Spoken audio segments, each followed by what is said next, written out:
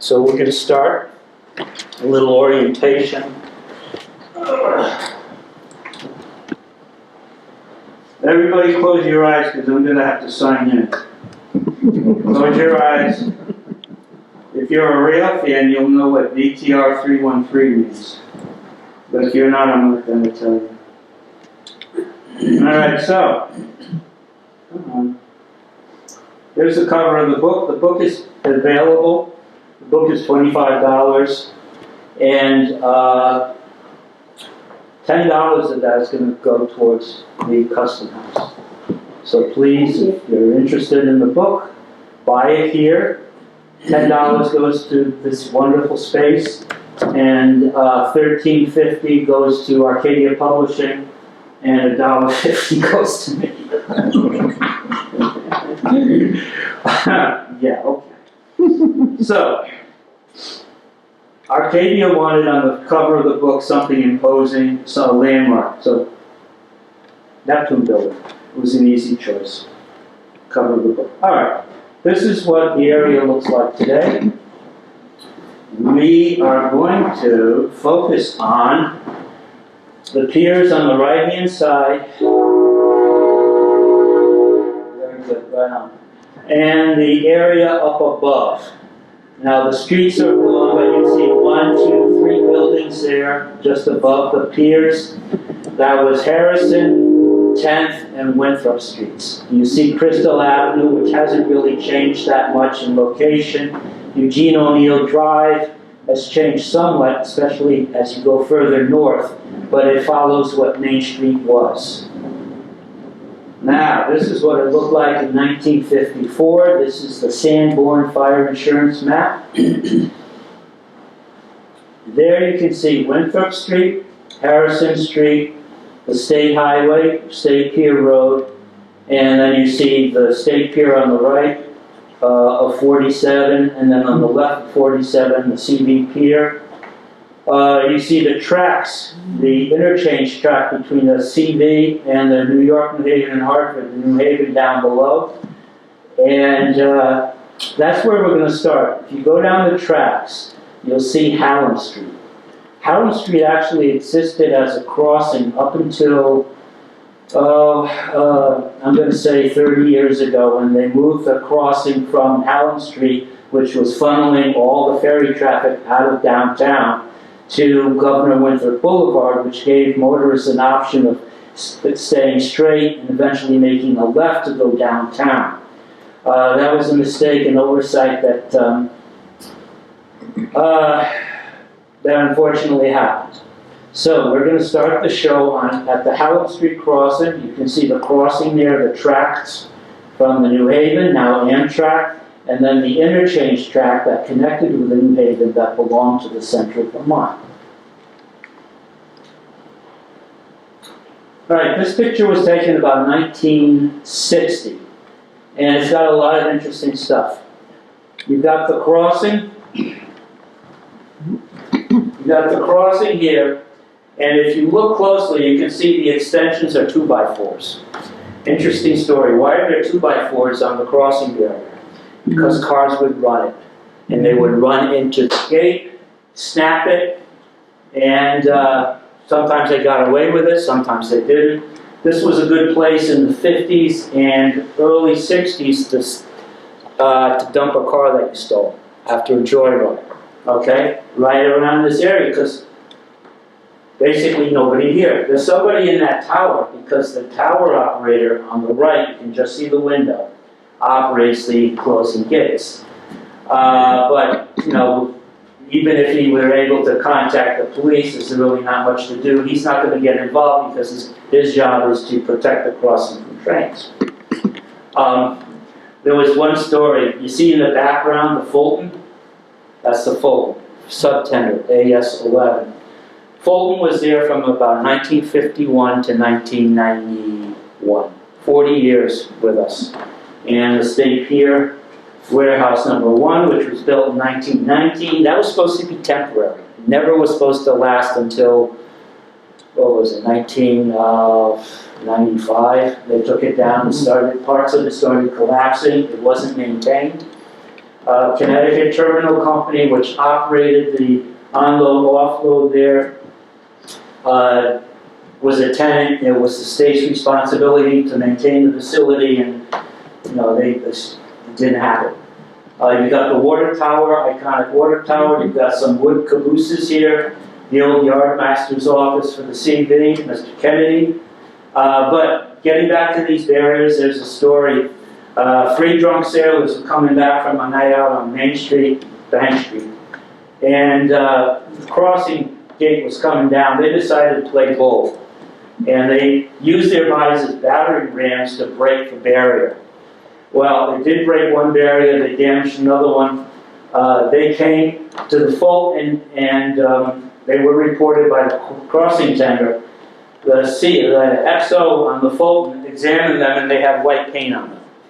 Why do they have white paint? Because of the barriers.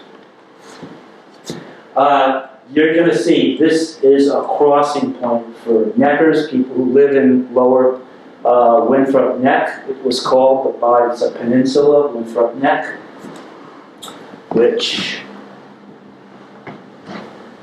this is called Winthrop Neck, this whole area. And the people who lived there were called neckers. Okay? And you had the ship, the Fulton right here, so it was easy to walk through the lower part of the railroad yard, cross over on the bridge, which we're going to cross ourselves in a minute, and then go downtown. So you saw a lot of, no trouble when they go, trouble when they come back. All right, so that's a close-up. There was a blacksmith shop here since about 1900. It actually survived redevelopment, but it was taken down when they electrified the Amtrak right away. But yeah, that was a blacksmith shop. Oil storage. This was fuel storage for the diesels that took over the steam engines on the CB.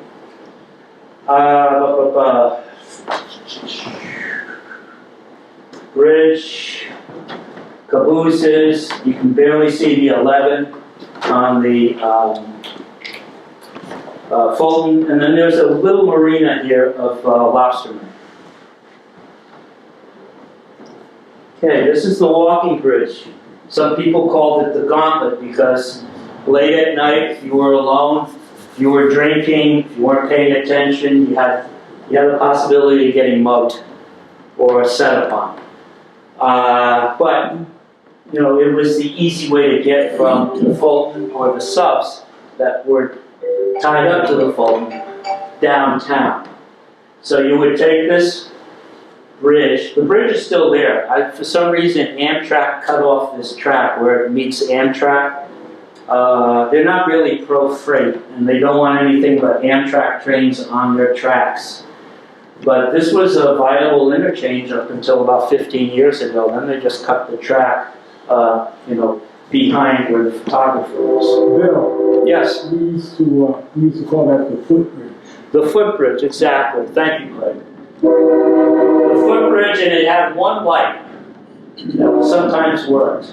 So, the marina, the little marina, is there. You walk across this bridge. What do you see?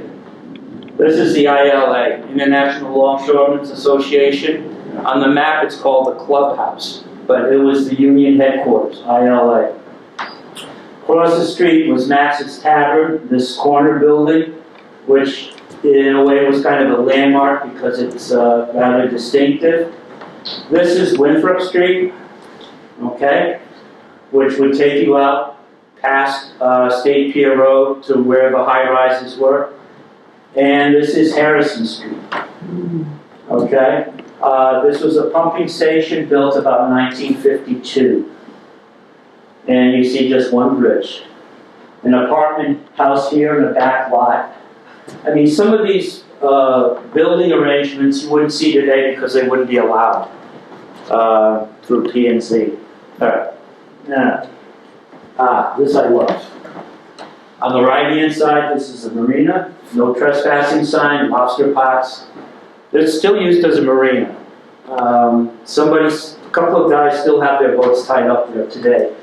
This is the footbridge, 15 mile an hour, 467. This picture was taken in May of 1957. The CV was still running steam engines in 1957, Central Vermont. Edward Ogg, O-G-G, took this picture. And we're grateful he took pictures, steam pictures of the CVs last year of steam.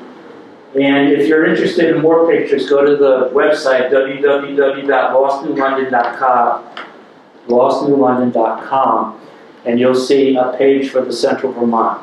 This is one of many pictures on that page. Check it out if you're interested. This was kind of a cool apartment house, 3-story, huge apartment house here.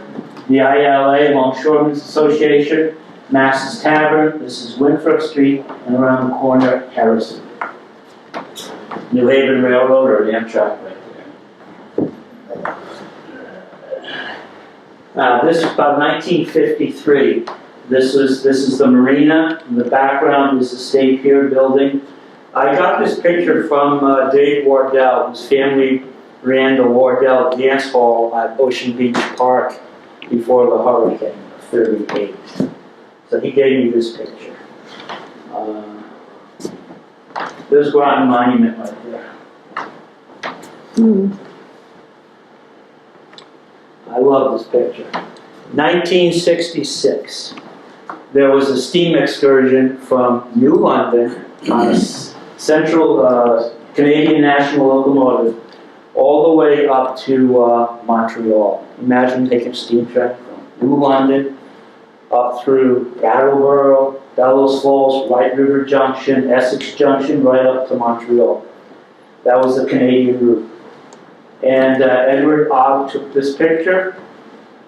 It's colored, the beginning of Harrison Street, the apartment building in the back lot, the pump house, boxcars for grain service, 2 grain mills in Franklin above Norwich, use the CV a lot, and you see the rail photographers.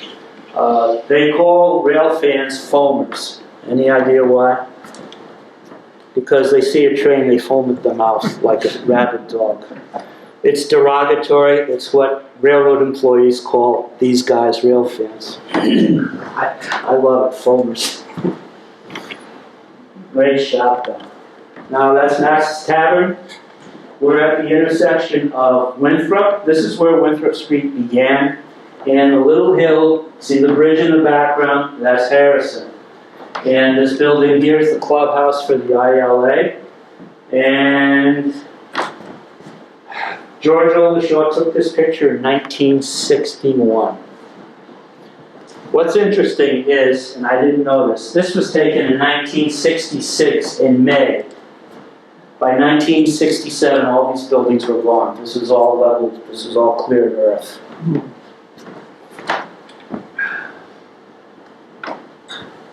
So, yeah, very good.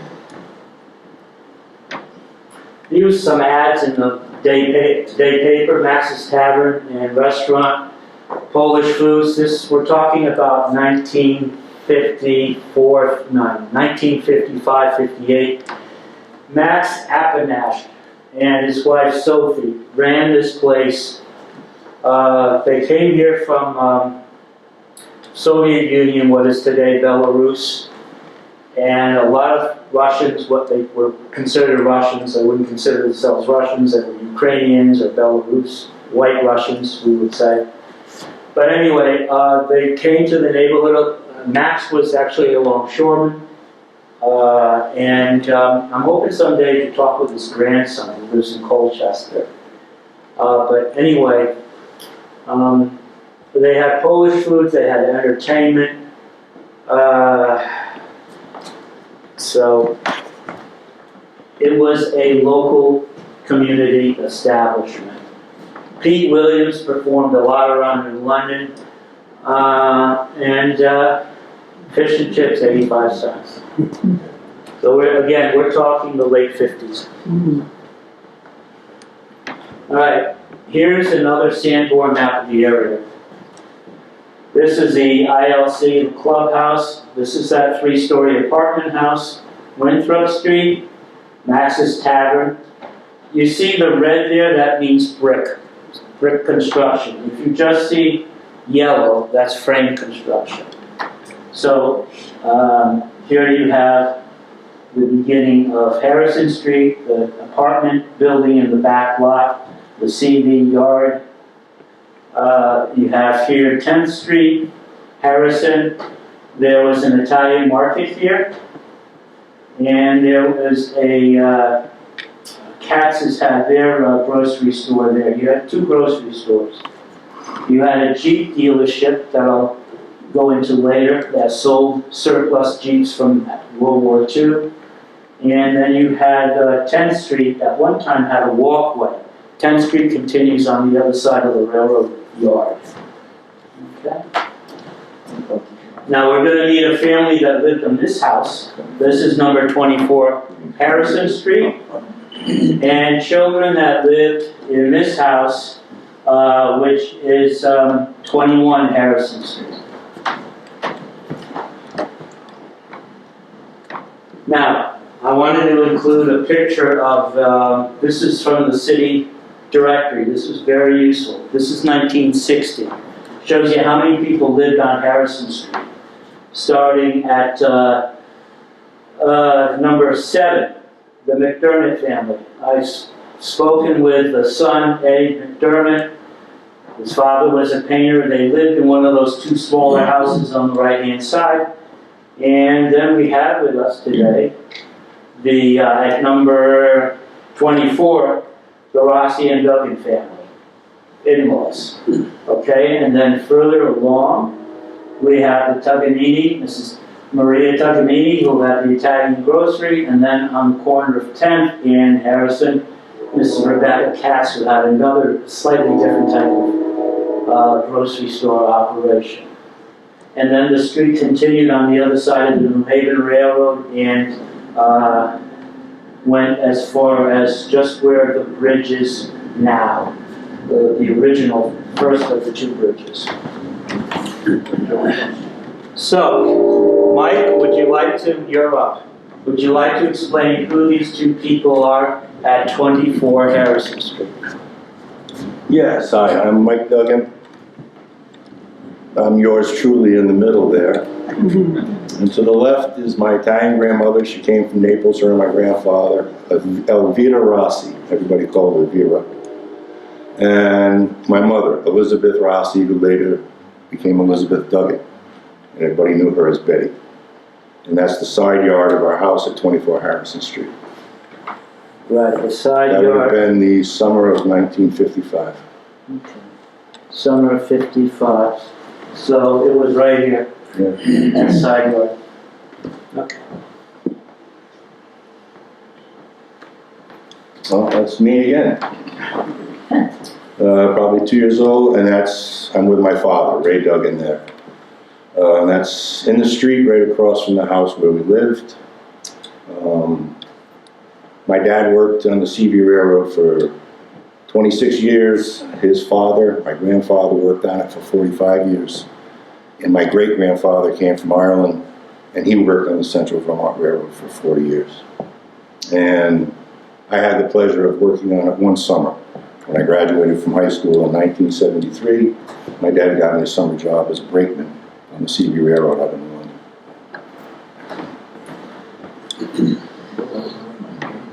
Oh, wow. That's my dad, Ray, again, and that's my little sister, Raina. Yeah, Ray and I were in this, and John, we were all in the same class together at St. Bernard's, class of 74. And this is a house across the street, the side yard. That's the Chofie's house. Yes, exactly. And the 2 boys are in this next picture. We got them all. Yeah. That's the side yard. So on the right, that's me again, and right behind me is my Uncle Joey Rossi, who was my mother's kid brother. He lived upstairs with my grandparents. He was only 8 years older than me, so he was more like my big brother than my uncle. In fact, I just spoke with him on the phone yesterday. He lives in Jupiter, Florida. And the two boys next to him, those are the Chofie brothers that lived across the street. So the one in the front is Jimmy Chofie, and the one in the back is Andy Chofie. And I believe Andy ended up working for the city, retired from the city as a painter. Jimmy worked 40 years at EB and retired. I see Jimmy every now and then because we both live in Niagara. Cool. Interesting, when they started taking that buildings down, people had trouble drying their laundry because of all the dust and smoke in the air. And when they took down a frame building, they would cart it off to an area nearby and burn the debris out open. So you had lead paint, whatever was in the debris, burning into the atmosphere, into the air. So if something was metal, they would take it for scrap. Masonry would be carted off out of the area, I don't know where. But if it was a frame house, and these were all frame houses, they would be demolished, and quite close by in the same neighborhood, they would burn. Huge fires. That's right to the left is that house was owned by a Polish family called, the name was Seidowitz. Sideways, I mean, rings a bell. And Steve Seidowitz was a year ahead of us at St. Louis. He was class of 72. Wow. He lived there. His father was a lobsterman and operated out of that marina there. In Really? the summer, that fence, he would hang the buoys and the lobster pots and all his gear after he washed it to dry. That's cool. And he used squid for bait. And whenever he had fresh squid, he'd always give my grandmother a box to put in the Sunday sauce, fresh calamari.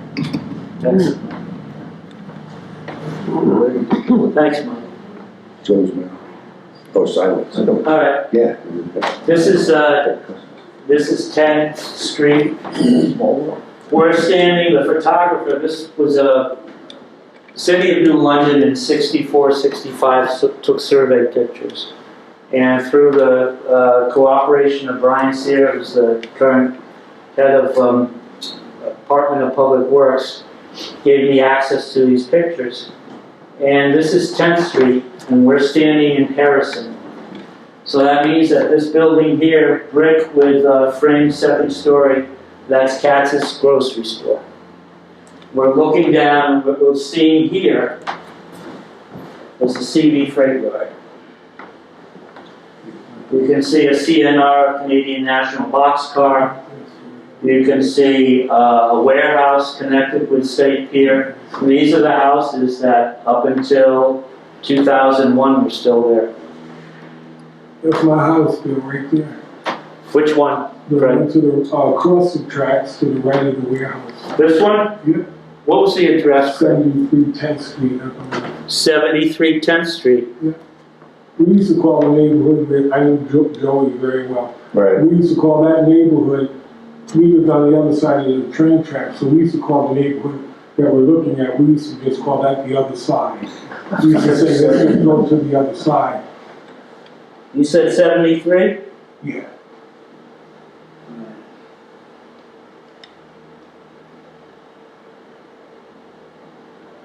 '73, Robert Parker. Yeah, that's my dad. Your dad. That's cool. I didn't know that, Fred. I'm glad you showed up today. All the people he was just talking about, I knew all of them, Steve Simon, Joe, and all those. Your brother Buzzy My brother was used to come and hang out around with my uncle and those guys that were older. I remember sitting in his brother Buzzy's lap and he would have me do ABCs. Wow. Yeah. Great memory. Yeah, so 73, Robert D. Parker. By the way, you had a phone. The little bell means you had a telephone. That's cool. I found this interesting. 16, Canmella. New London had a football star. Lived here with his mother, Diane. And the Tatinos were, these houses were mostly duplexes, two-family houses. So he lived in the middle of the block we were looking at. Probably this house right here. Patsy or Pat. Patsy. There's a picture of him from the day. It was about 1958. from the day paper. I love the helmets. All right, moving on. There was a Jeep dealership I showed you, kind of on State Pier Road. And McDonald Man Motors, they were there for, I'd say, till the mid-50s. And this is what they tried to get people to buy their Jeeps. And they called this a power takeoff, power conveyor belts. So if you were out in the field, you were a farmer, and you needed mobile power to run a motor, you had this here as an option on the back of your Jeep. And here you see they're almost using it as a tractor because they had four-wheel capability. So yeah, it's cool. I thought, you know, a connection with the war that only ended 2 years before this ad came out, in 1947.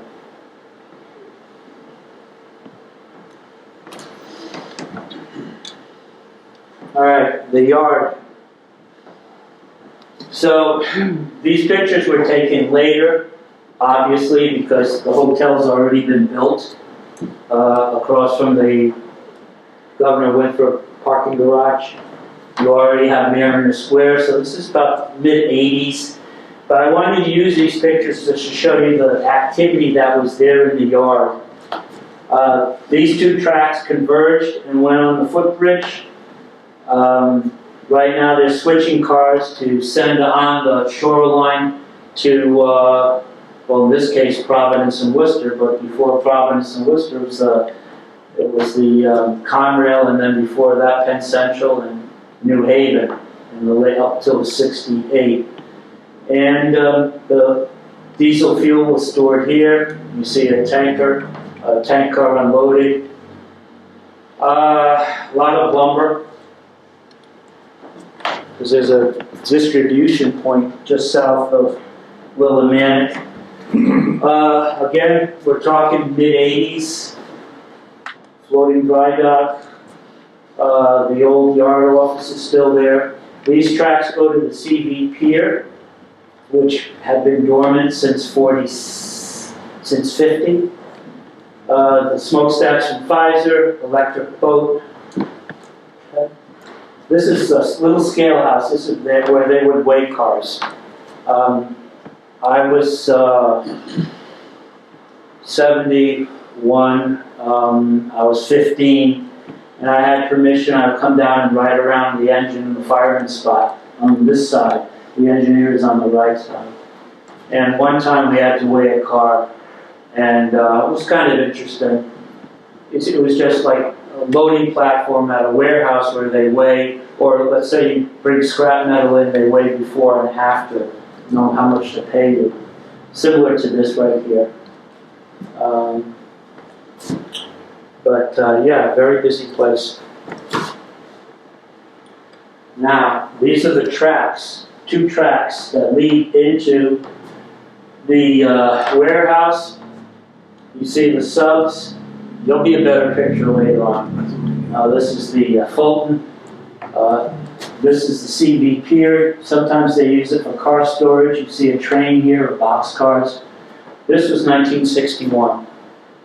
So Craig, your house was that one right there. Yep. Right there. That was your house.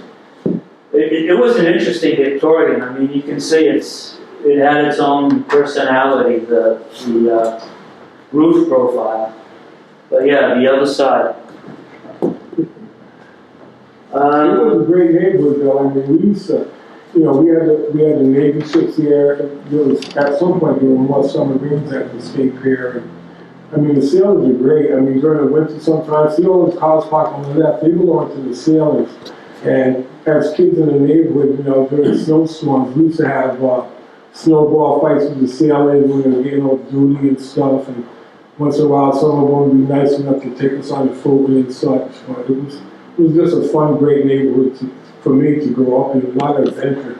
We had the lumberyard, we had the warehouse. We used to go to the warehouse at night, and they used to have a night watchman. And we used to drive them nuts running around in the warehouse. We did that with the Pinkertons at Mitchell College. It was a fun neighborhood. Yeah, and the thing that's interesting is it was all accessible. There weren't the fences, there weren't the security issues that we have today. You could do, I mean, the fact that the guy would let me ride the engine with him without any signed permission or anything, it was much more easier going. Maureen? Yeah, I was just going to mention, because I know Mike would remember, my partner, Barry Ramus, he died last July, but his grandfather worked for the CV Railroad, and he rode the train. And Did he? He used to talk about his memories of, his grandfather lived on Crystal Avenue, but he was born in New London, grew up in New London, had a lot of memories of everything that you're showing today. Wow, thank you. That's where my father's family all lived, on the lower end of Crystal Avenue, Yeah. right under the bridge. And they probably worked together. Yeah, the Duggins and the Ramses knew each other well from growing up. Cool. All right, interesting story here. These are prefab houses that are meant for workers on a chicken farm in Colchester. They came up on barge from Wilmington, North Carolina, where they were assembled. And they came up to New London, and they are sitting temporarily. This is a day photo, by the way, 1950. They're sitting on these two barges at the end of the CV Pier, 1950, and they're waiting for the city council to give them permission to transport those houses through city streets on their way to Colchester. They didn't think they needed permission. Good luck. So, in the paper, it shows these, I think they sat there for 2 days before the council had a meeting, and they decided, yes, they gave them permission to move the houses. But they were for chicken farms, or workers on a chicken farm, poultry farm. And so they were duplexes. I don't know if they're still there today. I don't know which farm they went to. That information wasn't in the paper. But I thought that's probably the last use, maritime use of the CV Pier, Wow. 1950. And it's cool. I mean, it's crisp. I like this Union Station. And then at one point there was a big billboard at the intersection of Bank, just off of Bank and State Street. And that's the billboard. This here, the smokestack, I believe, was Boss Cracker, which ran between Potter Street and Water Street, just north of Union Station.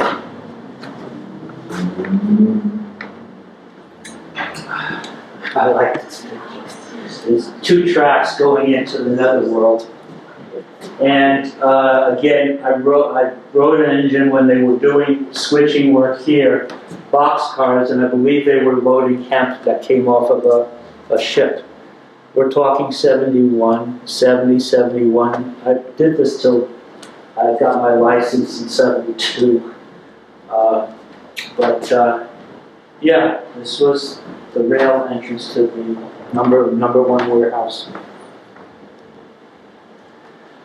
All right, always was an issue between the city and the state. The city says we're not getting tax money for your leasing State Pier to commercial shipping operator. Henkel was a longtime city manager, much like Frank Driscoll was. Edward Henkel, in the 40s, 50s, he was city manager up until, I think, 1963. And then it was Barticki, and then after that was when Frank Driscoll stopped being head of redevelopment, he became city manager. So anyway, the idea is we're not getting any money for the use of the State Pier. And I believe the state formula for reimbursement was, regardless of what the property was whether it was farmland, woods, a factory, if the state owned it, they set what they were going to send the municipality as tax reimbursement. And that lasted for decades. And so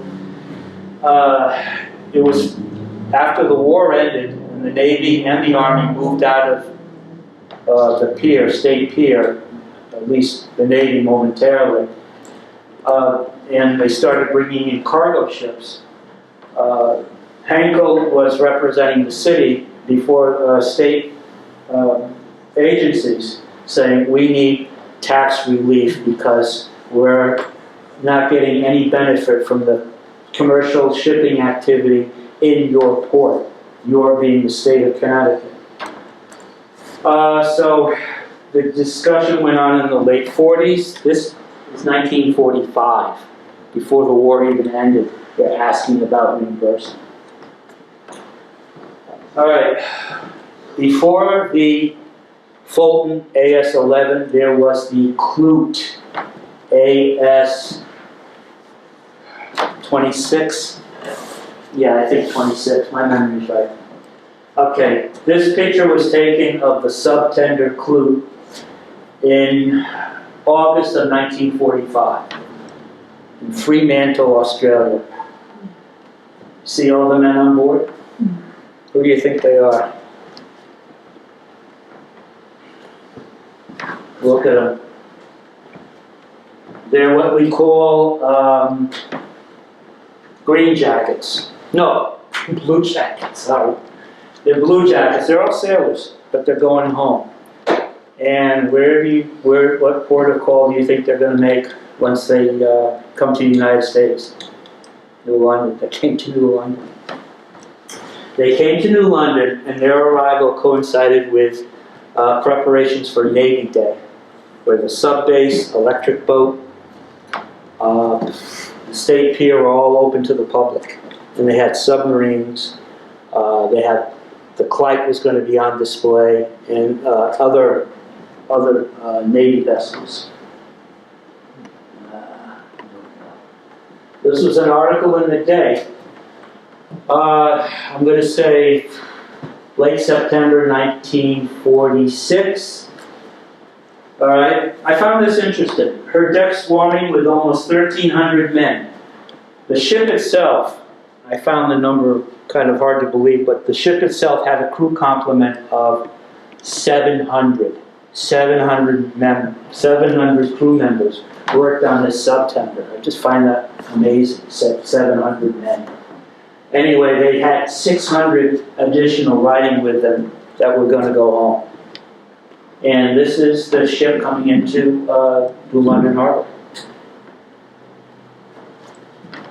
Given liberty last night, the Blue Jackets swarmed ashore, talking Main Street, North Bank Street, State Street, Bank Street. And their first thoughts were going to phone booths, Western Union office, sending telegrams or calling to tell their family and friends they were home. I found this interesting because I figured, what are the odds? The men were extremely orderly. We're talking 1,300 men. I'm sure they were released in shifts so as not to be overwhelm the port. But the men were extremely orderly and caused no trouble on the streets. It's like miraculous. There's no Marines there, that's a reason. Oh, no short patrol during the evening or early morning hours. So everybody behaved like a saint. Anyway, interesting. All right, Navy Day. This was October something, 1946. Full page display out in the Day. And the sponsors, Ocean Beach was involved. Here on the map, you've got the State Pier, there's the CV Pier. This is site number 4, electric boat, site number 2, and then the sub-base. What's going on at State Pier? East side, the subtender Clyde, a destroyer, the Geary, 3 submarines, the Piper, Ray, and the Sea Poacher, open for inspection. Across the electric boat, launching of the USS Dogfish. So, can you imagine in one day all this activity open to the public? And then you can take a ride on board up the Thames River. see the sub base from the water. All right, first freighter at State Pier since before the war. Now, they had Liberty ships which were used to move cargo and sometimes men. And the Liberty ships, they built like 500 of them. Most of them came from Baltimore. This came from Baltimore, the George Sharswood, first freighter. It came to New London. Give you the date.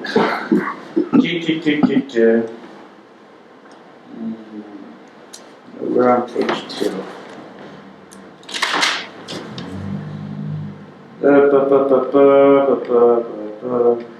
Yeah, it arrived, actually, it arrived early in 46, so it arrived before Navy Day. Navy, no, I'm wrong, I'm sorry. Navy Day was not 46, it was 45. Navy Day was October 25th, 45. Okay, they have Navy Day. And then the first freighter arrives the following year, February 8th, 1948. And they were carrying, this was interesting, prefab houses bound for France. All right, the houses were built like the chicken worker or the poultry worker houses. They were built in Wilmington, North Carolina. Probably the same plant made the same houses. And the houses were built by City Lumber. No, wait. No, I'm wrong. Where did Wilmington, am I reading this wrong? Oh yeah, the ship was partially loaded with other cargo in Wilmington, North Carolina before coming. All right, my mistake. Wilmington, North Carolina threw me. The houses were built by City Lumber of Bridgeport, which I believe is still in existence, and were shipped here by rail. So they came on the New Haven, and then they were going to be loaded from rail to the Liberty ship, George Sharswood. There it is. Evidently, they only had room on board for maybe 200 of the 250 houses, so the other 50 houses went to another port, perhaps New Haven, and was shipped from there. That was taken in 43. Then, we're talking 1946, we're talking about arguments, city's loss of taxes on state-owned property. So back in discussion, they finally worked out a formula, and I believe New London, starting in 1946, started getting a payment of $29,000 a year for loss of tax revenue from the state owning this property and leasing it to a for-profit agency, which is what Connecticut Terminal Company was. For-profit. And flying lessons at Woodford Airport.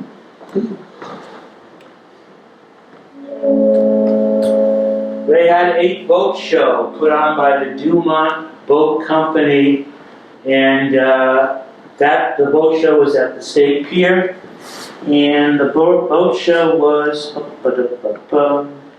1946, May 6, 1946. So this is 2026, 80 years ago. 80 years ago was this boat show. There was, it's interesting, the shift from military production to consumer production on just about everything. And this was one of the ships they were selling, or one of the boats they were selling, on a float with a model standing nearby to promote sales. All right, marine news. Now, there were Liberty ships and there were Victory ships. The Canton Victory and the, what's the other one? The Lynn Victory. Victory ships were larger than Liberty ships, and they were faster. So, and they didn't make as many of them, Victory ships. And both of these brought in quite a bit of wood 600,000 feet of West Coast lumber, 600,000. I think the largest shipment of wood to come into New London at one time was about 2 million. In one season, 2 million, I believe. Not one time, but one season, 2.5 million board feet of lumber. You can see it's a little bit longer. The whole design is altered. This is the Canton Victory. This is a Wikipedia picture. It's not New London. And the other is the Lynn Victory. This was taken in Miami. But again, these two ships called at the same time in New London. And that was a big deal, 2 ships at once. We had a flagship from the Admiral of the Atlantic Fleet come to New London. It was the Pocono, and this was in October of '46. Amphibious command ship Pocono. You can see there's the State Pier. I think we're looking at the south end of the pier here because of the angle, the direction of the boat. So this would normally be the commercial side of the pier, because you would have on the other side the subtender Clyde, C-L-Y-T-E. This is kind of a story, interesting story. Did you know that someone caught cod fish, which is normally out in the Atlantic banks, at State Pier? Abraham Talage, I believe is how he pronounced his name. He had a brother, George Talage, who had was a property owner on Main Street and had a barber shop on Main Street. Abraham, I believe, may have been his brother. They lived at 163 Huntington, which is gone. And he was using clams, and I didn't look this up because I forgot. Cunner, what is cunner? Anybody know? C-U-N-N-E-R as base. Is that a fish? Yes. Or do they want to say Connor? No, it's Connor. Connor, right? Connor. Connor. Oh, you know what? It's me. I always thought Connor was spelled C-O-R. But no, it's spelled C-U-N-N. It's kind of like the fish they put in lobster pots, right? They use Connor. Well, anyway, this was a big deal because there had never been cod in the Thames River that people had caught before. So I included that story. All right, so this is a nice portrait of the Clyde, some destroyer, the auxiliary vessels, I believe they're called. You can see the houses on the other side coming even closer up to the pier. And on the other side, that's the CD Pier over there. And there's some type of cargo ship that looks like sitting on the other side of the warehouse. And this picture was taken in 46. All right. Now, State Pier has busy year after lull during the war. And it just goes on the different types of products that were offloaded or loaded on. 1 year, 7,480,000 board feet of lumber in 1 year. Bales of crude rubber, pounds of canned goods, general cargo, and auto trucks. Okay, and these were the different ports that sent products to New London to be offloaded. Let's see what else can we glean from this. Okay.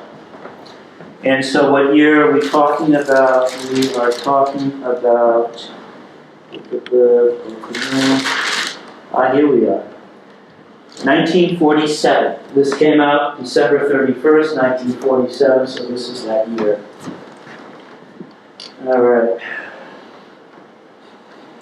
Now, 2 ships arrive at the same time. They were the SS Port Sydney and the SS Port St. John. And they were both carrying, both of them were carrying crude rubber. And this is the first fatality I had found out about. We had a number of longshoremen who came from Cape Verde Islands in the Atlantic off the coast of Africa, former Portuguese colony. And Jerome Temas, 47, who lived at 8 Schoolhouse Lane. Schoolhouse Lane was named for a school on this little drive between Hill Street and Stony Hill. And it was a proper brick school. And around 1890, Brainerd and Armstrong Silk Mill bought it for storage. And then they sold it on the open market to someone who would use it as a residence, a boarding house. And so this gentleman, there was no follow-up as to why he fell, but he fell into the hold, suffering a 50-foot drop. Broke his neck, broke some ribs. There was a doctor on board because one of the two ships, the Sydney, was carrying passengers, and he died instantly. So he was taken there, and there's always danger when you're dealing with cargo. All right, freighter brings lumber cherries to State Pier, the William Beaumont. This was in 48, August 5th, 48. The reason I bring this up is, I don't know if you remember, where Crosstown Ferry is on Water Street, you had a brick building that used to be the Coast Guard. You had a red painted brick building on the right-hand side. I believe it was taken down. That was a food company. And I've seen pictures of the building, something to advertising cherries. Well, the cherries came from freighters that pulled into State Pier. And as well as 400,000 board feet of lumber, they also brought 300 barrels of cherries to the Redden Food Products Company on Water Street. And right where Crosstown Ferry is, that's where this business was located. All right, another interesting kind of cargo, Swedish granite coming to London from quarries in the upper reaches of Sweden. And the person interested in bringing in Swedish granite was Bottinelli Monuments, which is not far from St. Mary's and Cedar Grove Cemetery, just across the Waterford line. Bottinelli is still there, I believe. And so he wanted to arrange a shipment from the Uddevalla, Sweden quarry of this mahogany color grain, they call it red jewel granite, stone cutters that would be used for building construction, or also monuments, obviously. And so this was in, this was December of 48. The actual shipment would not arrive until July of 49. July is warm weather, so we don't wear as much clothing. First freight granite arrives at State Pier, and this is what Mr. Bottinelli had arranged. I only followed shipments up until about 55, and then I had enough material, I thought. So this was the only shipment I had. There may have been other shipments of granite, I don't know, but this was the first.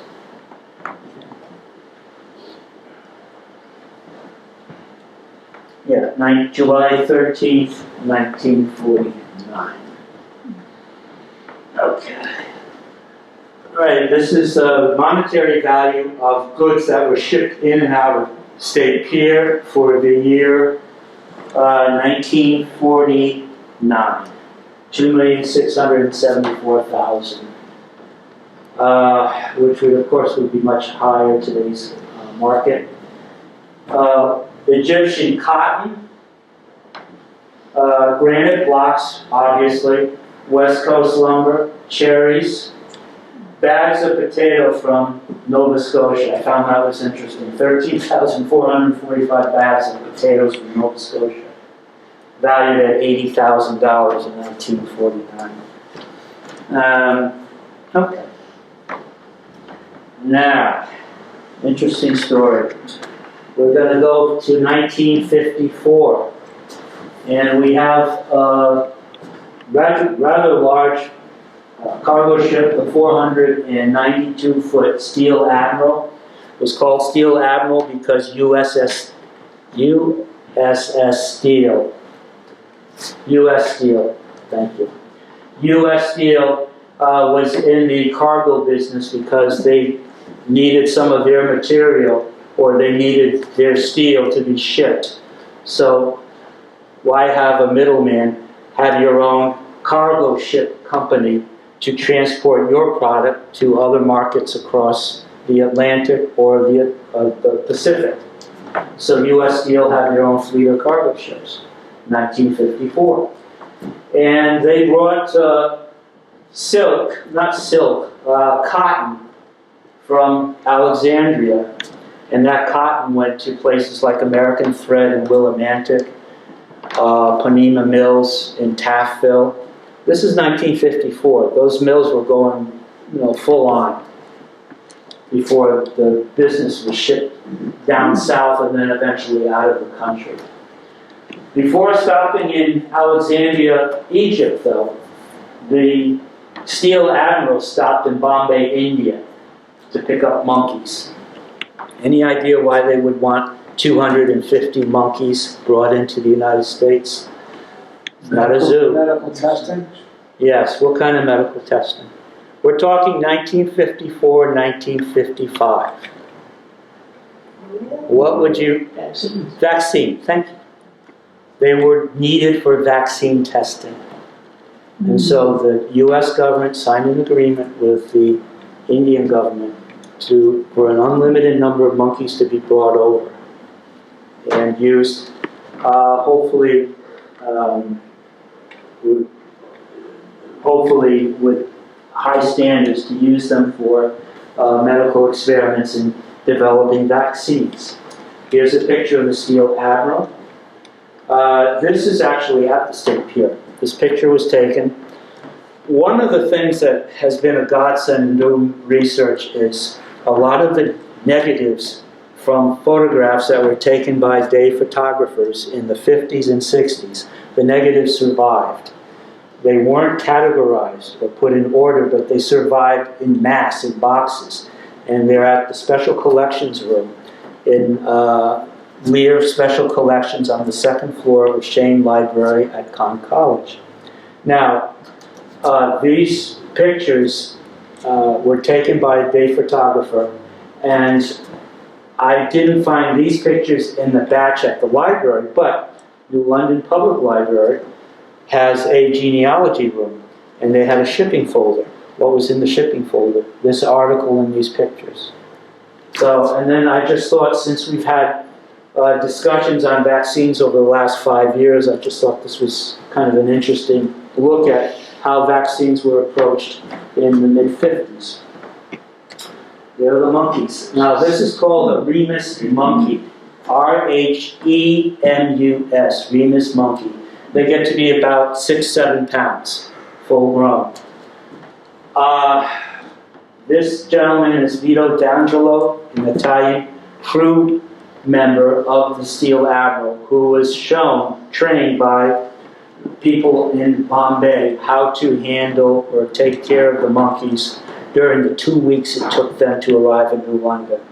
Remember, they were in Bombay, then they went to Alexandria, Egypt, and then across the Atlantic Ocean. 2 weeks travel, and they're in cages like this. There were 250 of them. Anybody want to venture how many did not make the trip to cross them? 125. 50. 50 did not. 50 did not make it. I'm gonna guess when you're in this type of an environment, there's a pecking order, and that the weaker monkeys didn't make it. These characteristically are aggressive. They're not pets. They're never meant for pets. They're aggressive monkeys, and this is a great picture. I mean, it says so much.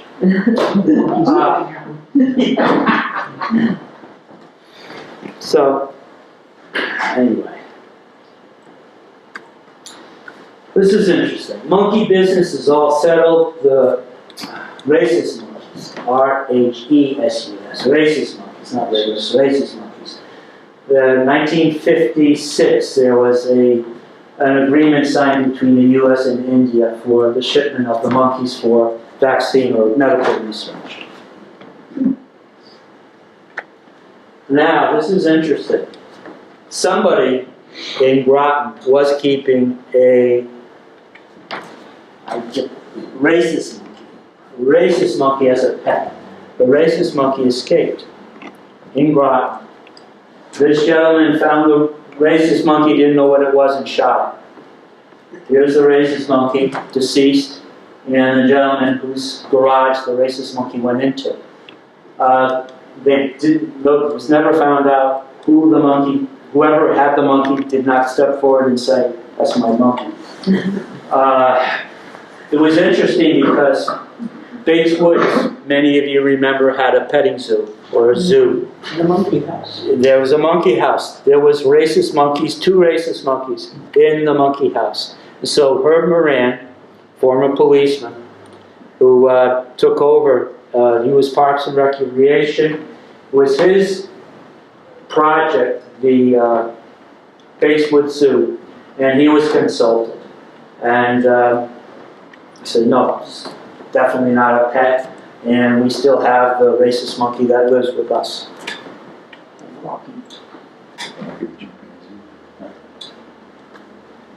All right, this is the second part of the article. Yeah, police said they received no reports of a missing monkey. All right. Okay, on to submarines. Anybody have an idea which submarine that might be? I'll give you a clue. This submarine was launched in 1959. It's the only submarine to have 2 nuclear reactors on board, and it was the longest submarine made. Period. Any idea?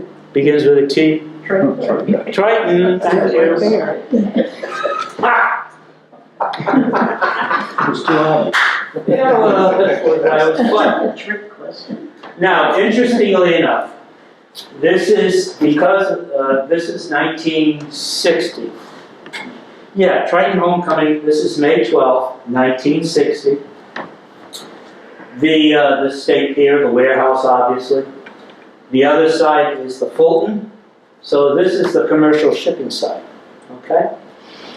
Actually, you see the tugboat. No, it's a YT boat, Navy, bringing this big girl in. Welcome home, Triton. The submarine had just circumvented the U.S., went under the North Pole, and was back after how many days? Come on, didn't you write how many days it was? Oh, it was a while. That's why this was a big deal. Let's see.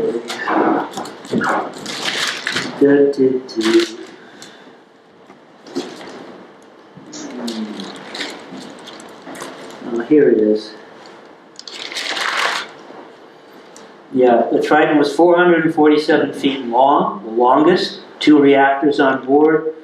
It was homecoming after an 84-day circumnavigation of the world underwater. Now, it's important to bring that up. Its captain was Edward L. Beach. And this picture came from the day. This was one of a pile of negatives sitting in boxes at the library, and I just thought, this will make an interesting story. So I learned something about the Triton. Now, Captain Beach had 3 children.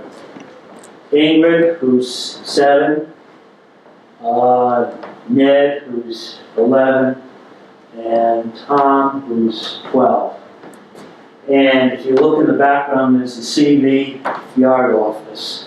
So you know we're on the shipping side, the commercial shipping side of the State Pier.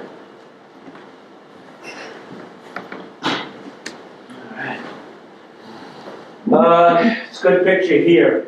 This is about 1960. Fulton 586 boat. That's the Triton right there. See how it outnoses those 2 companions. This is the 531 boat, the Nautilus right here. And skipjack. What number was the skipjack? 5. No. I like to kind of wrote it down. You think you remember?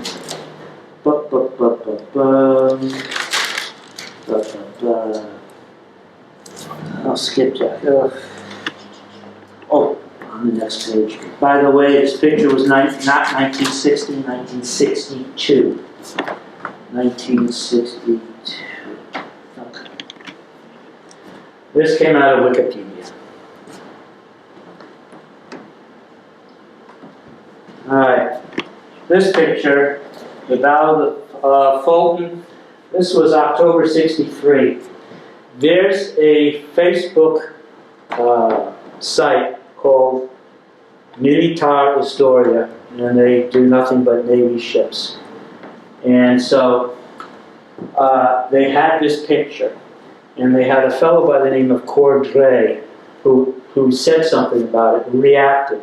And he reacted with the knowledge of an insider. So I contacted him, he lives in Pennsylvania, and his father was the XO for the Fulton between 65 and 69. And he remembers having Easter dinner, even though he was like 8 or 9 years old, on board the ship with his father, the XO. And one thing he told me his father had to deal with, which was very difficult, was the late 60s you had, not only in the Navy, but in the military, generally, you had racial strife. And so a lot of times he had to deal with black on white, white on black, sometimes black on black, white on white, racially driven issues. And we have the Navy has a military system known as Captain's Mast. It's like you're going before the judge. And so the XO runs Captain's Mast. And so he had to deal with very emotional, very explosive situations on board his vessel. And he said that was it for my father. He retired after that, and he had other commands, but this was a big issue in the military, and it would spill over into Main Street, Bank Street, when they would have bar fights, or the bus terminal by Union Station next to the Neptune building. You know, racial issues, just fights. So, not sure which 3 subs those are. Okay. This picture actually was given to me by the son of the XO, Kevin Cordray. And let me see, that submarine right there, that's the Nautilus, 531, the Nautilus right there. This picture was taken in 62. Okay, you see 2 other submarines there. So yeah, cool stuff. And this, I believe, is our next to last shot. Here's 571, not 531, 571, my mistake. 571 boat. This is the Nautilus, which is a museum across the river now. They're loading torpedoes onto the Nautilus, coming over from the Fulton. This picture was taken, I find it hard to believe this picture was taken in December of 1955 because of the way the guys are dressed. But that's the date that was given, from Military Storia, which evidently has rights to these, and then the pictures enter public domain. And our last view. This was courtesy George Oldershaw, who walked out onto the Gold Star Bridge, which you could do at that time, leaned over. There was no chain link fence. You just had a handrail, waist high. And then you have the blue beyond.